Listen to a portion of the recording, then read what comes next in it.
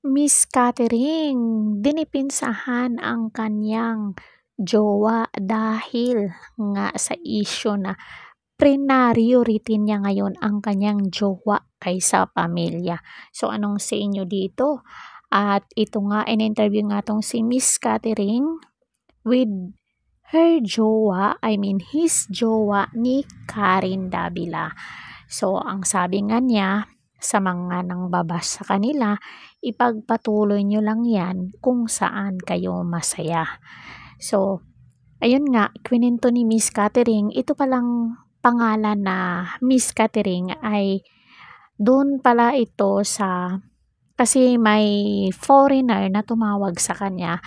Tapos, ang sabi niya, I'm here taking care my mother. So, parang nabaliktad yung caring mother.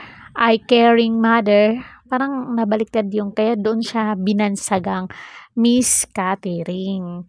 Kasi nga 'di ba pag nagba-vlog siya or nagvi-video call siya ng mga apam, nandun yung mother niya na tini-take care niya. Yun yung paliwanag niya doon kay Miss Karen Davila.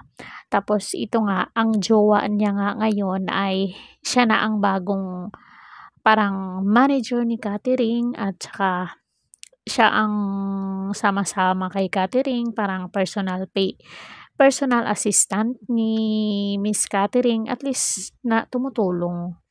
And then nakilala niya 'tong jowa niya, 3 months siyang niligawan at ngayon ay magkasintahan na sila, bali 8 months na pala silang magkarelasyon at nagsasama na sa iisang bahay.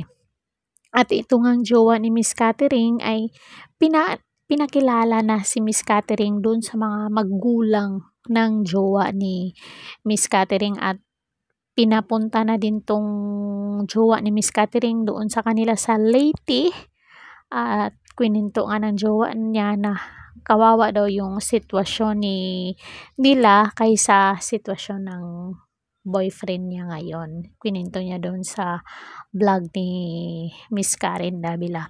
Kasi yung plato daw kulang-kulang, yung kumbaga gano'n. Kumbaga, kasi ang dami kasing nagsasabi na ginamit lang daw ng guy si Catherine. Kaya dumipinsa itong si Miss Catherine na hindi naman masyadong mahirap yung guy kumpara kay Miss Catherine.